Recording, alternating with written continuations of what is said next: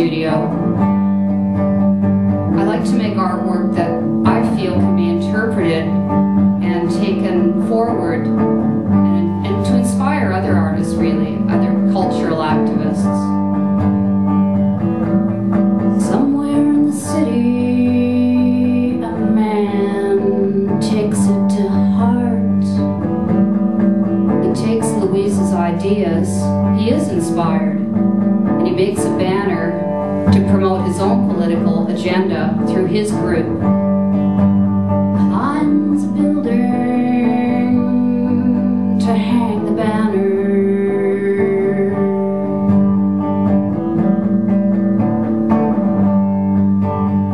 Climb higher, higher. And he slips and he falls to his death. Hey Sharon, I'm glad you called. Yeah, I'm working on the drawings for the next piece.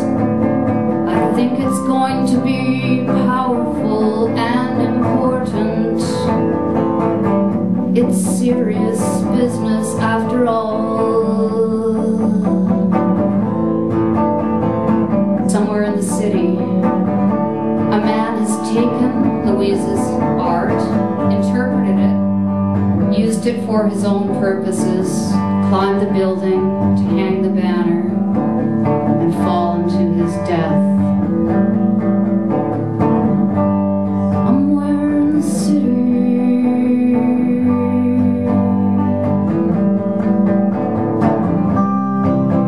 hey Sharon, I'm glad you called.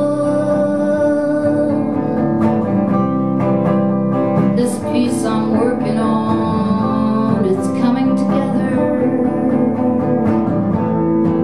Oh yeah, I'm working on the preliminary drawings now.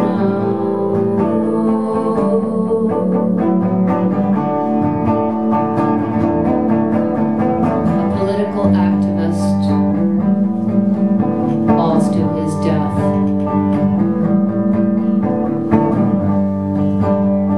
Louise takes a trip to Europe after being blamed by the other political group for this man's death. And she feels responsible, but yet not really entirely sure why it has all come about this way. She did intend to inspire people to take action, but she feels she was misinterpreted to some extent.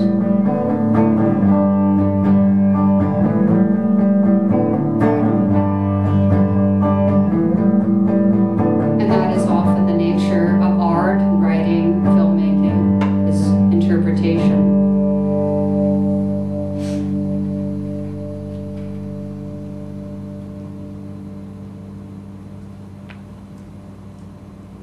I'm Louise. I've been riding around Europe, meeting some people on my bike. I took a tour through a concentration camp and felt the incredible presence of all of that tragedy and oppression and death, and considering what must have happened in Europe and the type of art that was created to respond and react to war and atrocities, the great history of art in Europe. But mostly I've been thinking about my own situation of being put in this awful position of being blamed for another activist's death. Louise meets an older couple from Germany. They're in Germany, and she meets the man, Rudolph, in a museum, and he invites her to come to a cafe with him to meet his wife, Marie. And Marie, well, they both have a story that they want to tell Louise, something about their origin and regret that they have. So Louise goes along with this man and they meet with Marie. And Louise asks if she can sketch them as Marie tells the story.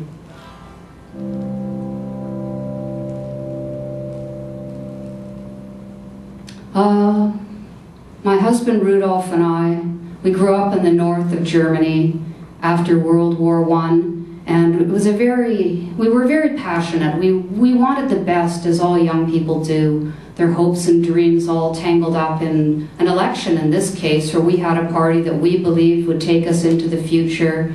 But at that time, there was a lot of pressure to go with the other party, the other political party. And both Rudolph and I worked at a newspaper where we had an opportunity to really make a statement, and the fact of the matter is we didn't take that opportunity, and we've regretted it ever since. The outcome could have been entirely different. The history of the world could have been really otherwise. And we went to rallies, and we thought we were doing the right thing up until a point, and really we've had this regret that we want to tell you about, Louise, because we know your story is one of having done something and possibly regretted, or maybe that you won't find the inspiration again to create political art, whereas we are almost in the opposite situation where we wish we had done something. But we really want to tell you, I like to tell a story myself. I think women maybe relate to characters and emotions and passion, but it was a strange time because there were people, shadowy figures were on the scene within the political election, and people were making statements that seemed to be inappropriate as far as the general sense of how an election should properly work. And I just think that if we could impart upon you that we feel we could have done more as artists, and that was something, as I've said. But Marie, let me explain this to Louise. Rudolph likes the history side of things. He'll tell you a lot of names of parties and dates and facts and figures. You go ahead, Rudolph. You go ahead. Tell Louise all about the history. I need to put this into historical context in order to understand this story. So, what happened was, there was the First World War. It ended in 1918. Germany had a revolution. They became a republic, and the Nazi Party was founded in 1920. Hitler became leader in 1921. In 1923, he attempted to overthrow the government by violent means. He was... I told you he would have a lot of dates and numbers. just bear with him. Hitler was put in prison. When he came out a year later, he decided that he would use the ballot box in order to seize power in Germany. And so the party started with 14 seats. They went up to 107 seats. They went up to 196 seats. And finally, they became the largest party in parliament with 280 seats. Then another federal election came in late 1932, and the Nazis lost 2 million votes. So it appeared that Hitler had peaked, and the Nazi Party had peaked. He was on the ropes, and there were calls for his resignation and replacement, including replacing him with a more moderate Nazi named Gregor Strasser. Strasser wasn't too bad, believe it or not. Wait, what party was he with?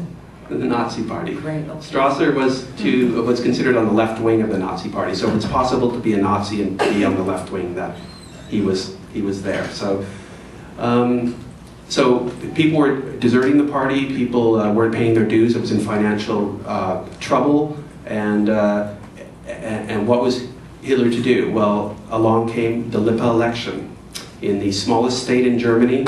90,000 people, Lutherans, farmers, and so Hitler saw his opportunity. He had only resources to use in this one little state. Had it been a bigger state, he may not have been able to do what he set out to do. So, so all the Nazi members from across Germany flooded into the state to aid with the campaign, and all the big Nazi leaders came and campaigned in this little state, and they would go on. We'd see them later at the Nuremberg trials for war crimes. And of course, Hitler said later that he threw his body and soul into this election, that it was that important. And it led to him, where his fate was going to lie, was lying with this election as to whether he would be a contender to lead Germany. Louise, you might well ask if we as common people knew of this blueprint for what later became called the Holocaust. Did we know? Did we have any understanding of what his intentions were, and would we ever have allowed such a leader to rise out from the midst of us? Was there a blueprint for the Holocaust? Hitler's views, Hitler's anti-Semitic views were quite clear in Mein Kampf, his autobiography that he wrote while in prison. In it, he said that Germany and Europe would be a much better place if we were to gas 12 to 15,000 Jews. So he didn't say 6 million, he didn't say exterminate every Jew, but he said 12 to 15,000. But of course, that's still genocide. And this was reported in the left-wing press, and in fact, Hitler's ideas on how he saw Germany were heavily reported in the left-wing press, but obviously back then not everybody read the left-wing press, just as they don't today. So there were a lot of other things in the book that people could choose or not choose to read. He talked about the economy and a general future idea of how a new Germany could be. So it's like, and his book was a bestseller, so people knew about this. But they chose not to care about the fate of Jews, obviously. And it's just like people buying a bestseller today. You buy it because everybody else is buying it, and whether you read it or understand it is certainly debatable. And in this case, people chose to believe what they wanted to believe.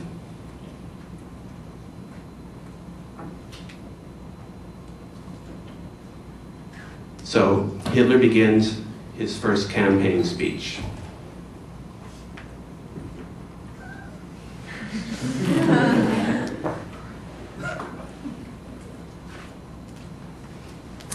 Slowly, with exhausting effort, we must establish the right to work. We want to give German people work again so they can earn their own bread. We want to sow once more and show that a person can live from his own efforts, not depending on some kind of support. That no one starves because someone has stolen from him the right to work. The whole nation must demand this.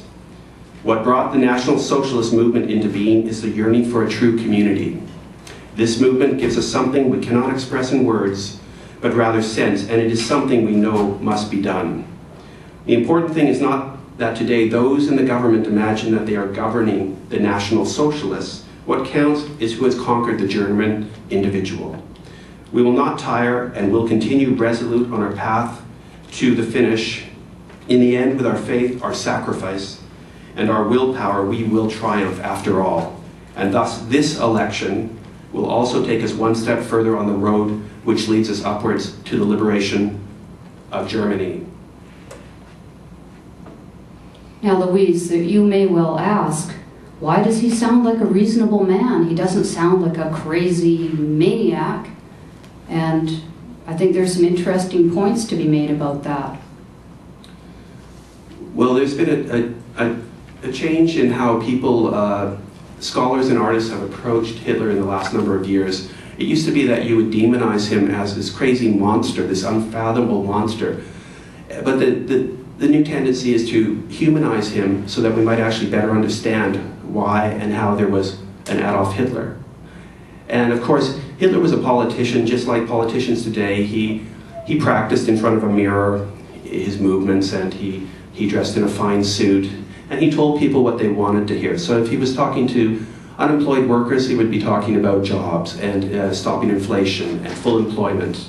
If he was talking to mothers, he would be talking about family values. And if he was talking to a war veteran, he may say, I want to make Germany great again after the humiliation of losing the First World War. And so we can see that he tried to be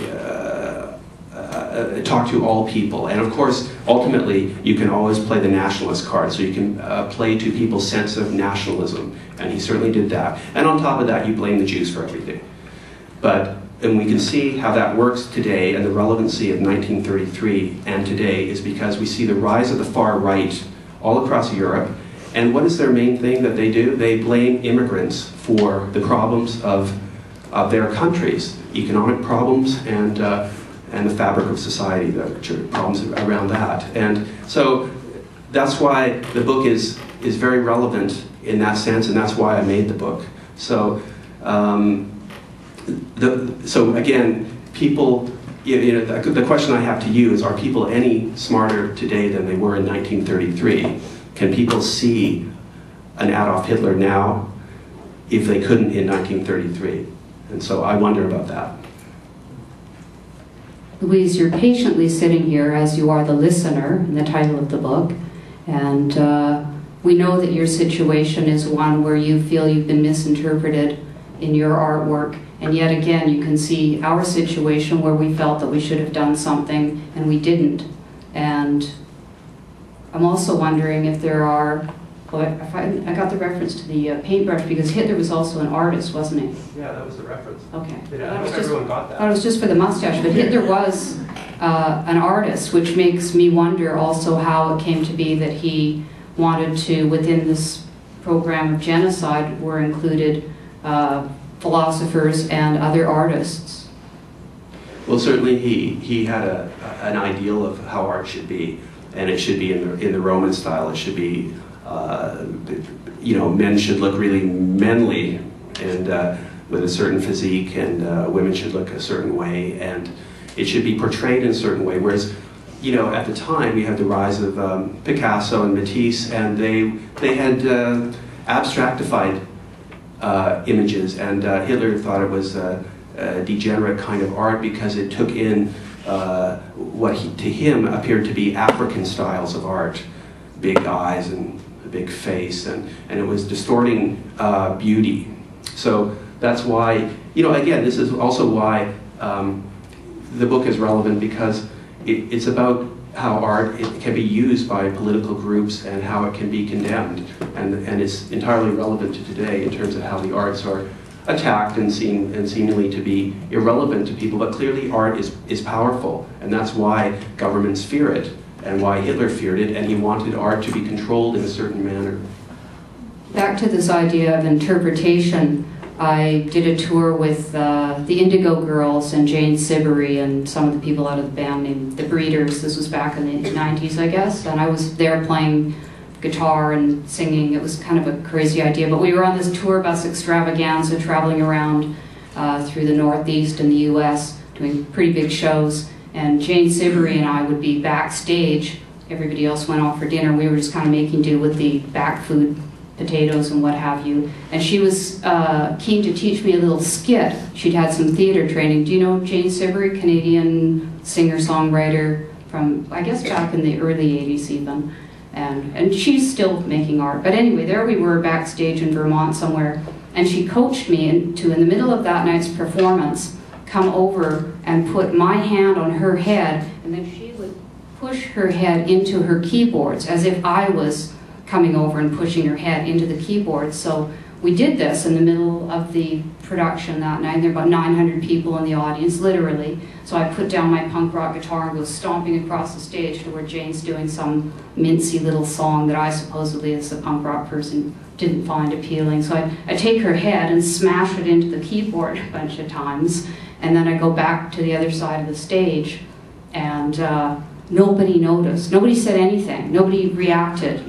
Even in our own entourage back on the tour bus, people are just like, okay. And I'm like, wait, I mean, I didn't really do that, but I didn't have an opportunity. It was just like this weird, okay, people really think I did that. So back to the point of, yes, this does have a point. David's wondering, why are you subverting my talk on my book about the listener?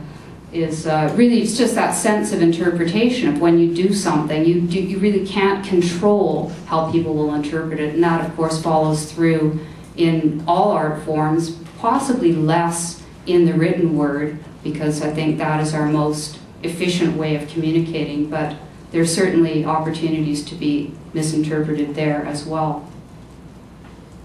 In reading a lot of David's reviews that are coming up so far, the book came out in April, and I'm reading reviewers who are really getting into the depth and the history, I guess, of the form. I'm not actually a graphic novel aficionado, although I'm quickly becoming indoctrinated, but I'm reading so much more about what the book is about than I got out of the reading. And I wondered if you, Dave, would just give us like, what is the book is about kind of. Well, that someone who's on an elevator and you have that amount of time. Elevator explanation, okay.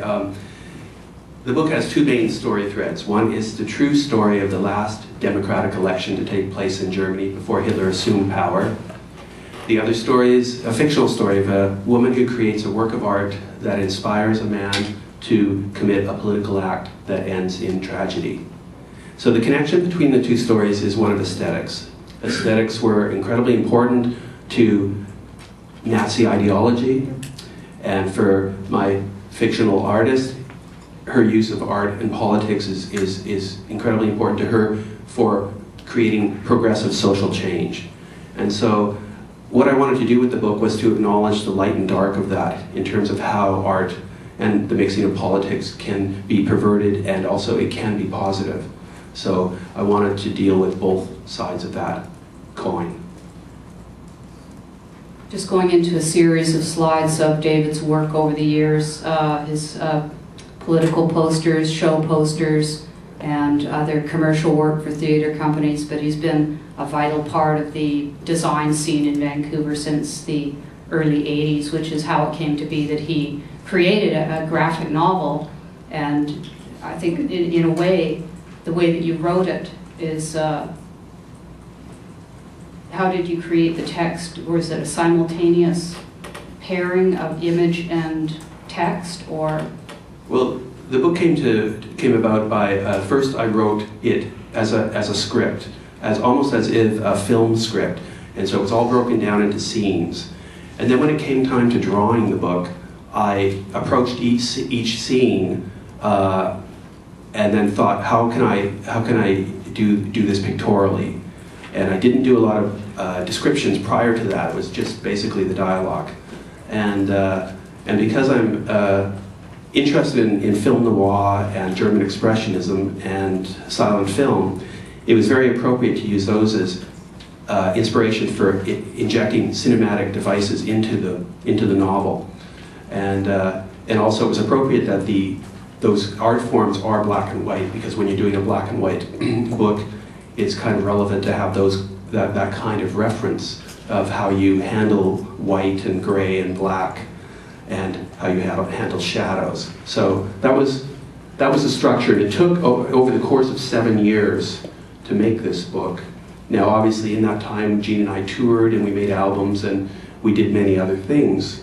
But you have to find time to doggedly return to your massive undertaking. And when I did it originally, I thought, well, maybe this will take a year. And it just kept growing in terms of how long it took to draw. And there are many scenes in the book that didn't make it in, and I spent weeks and weeks drawing them. And I showed it to Jean, and she recommended maybe you drop this or that, and so it's heartbreaking, but you have to go, yeah, you're right, it should go. So all of that work is gone. So, but and the process of it is you feel like maybe you're going slightly crazy because maybe nobody will publish this book. Maybe it's terrible, and you don't know that. And there's always that. Yeah, there's always that factor. It's terrible. You're 6.5. Yeah. Maybe it's terrible.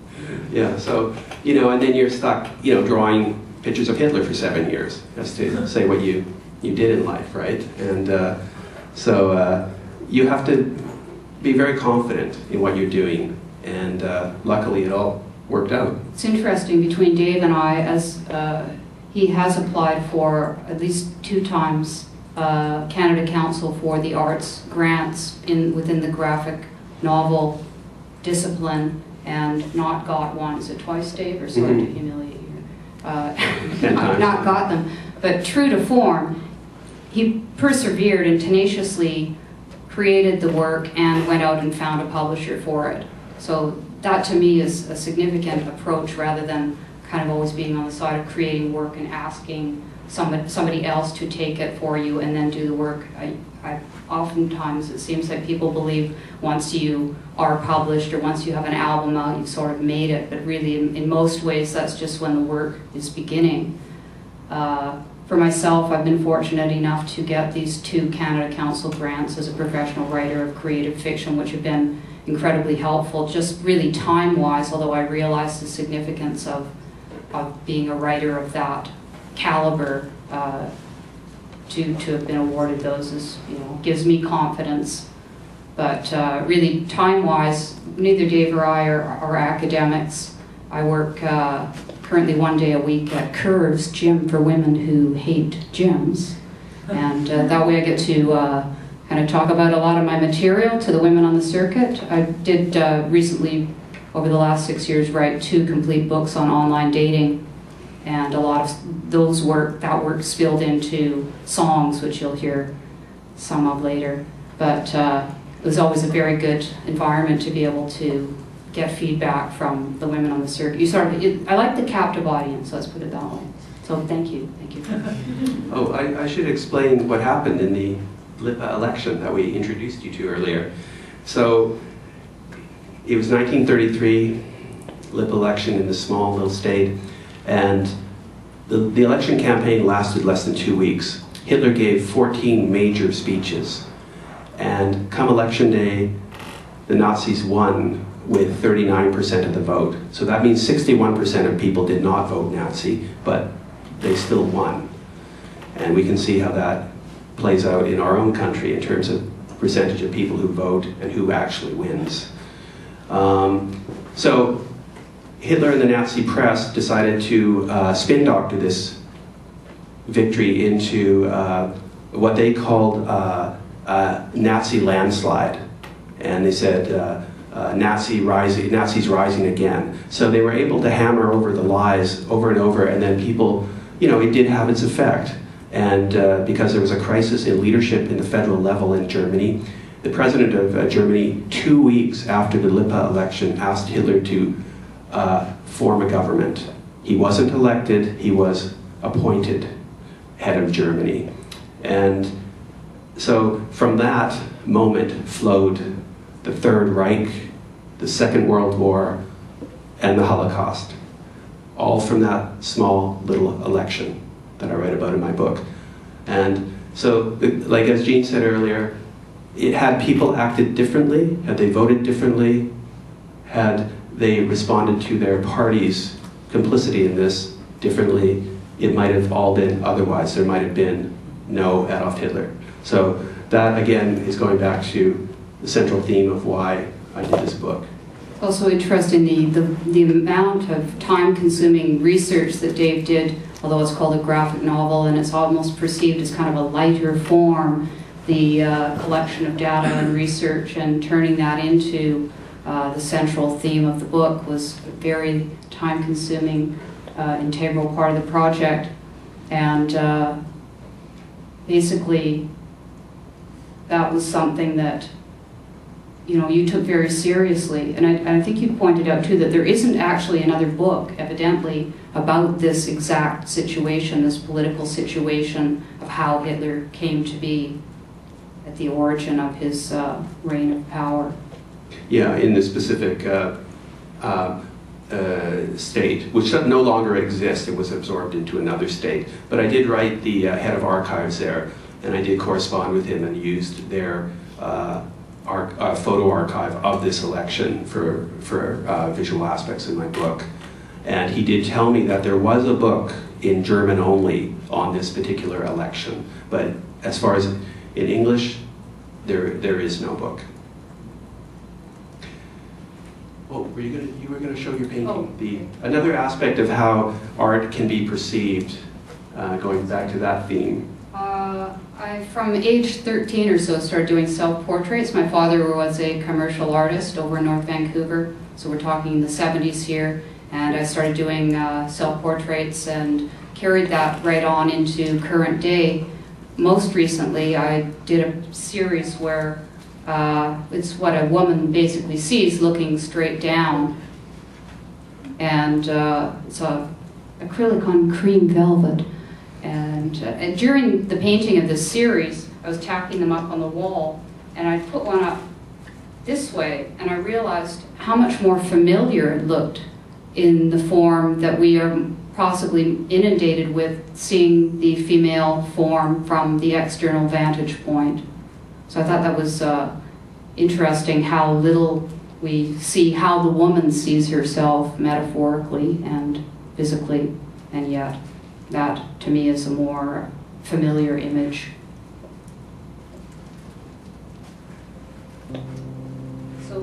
to Malachi and receive question and answer. This is a song about a political activist that we wrote about 4 years ago after learning that he had taken his own life in the act of protesting the war in Iraq. And he lived in Chicago. We met him in the context of music in that city. He was documenting free jazz in the form of taking photographs and recording shows there, and he came and interacted with us. Very reasonable man, very passionate guy, interesting person, not in any way odd or strange or out there. But so it was very unfortunate to hear that he had taken this action where he had videotaped his, he'd lit himself on fire with the video camera, recording, and he'd directed friends to come out and get the camera, and in this way he hoped to be able to spread the word of his protest through this document that he created. And unfortunately his family they intervened and didn't naturally want the image to be shown widely, so it made his situation, his protest, somewhat more diluted. And we wrote the song just about the situation as it occurred, and then quite a long time later we realized that by creating a document of our own, it does some sense of disseminating his purpose. And our art is often, art, writing, theater, it works in that way where an idea is more widely accessible to more people through a continuation of presenting it in different forms. And this is a poster that Dave did about Malachi. It's also interesting that we didn't really know, David's book has this political activist, Louise, in the center of it, and her passion is for creating pieces of work that will impact people and inspire them towards creating change. And then I realized, hey, we've got a song about a similar character who is a political activist. That's called Malachi.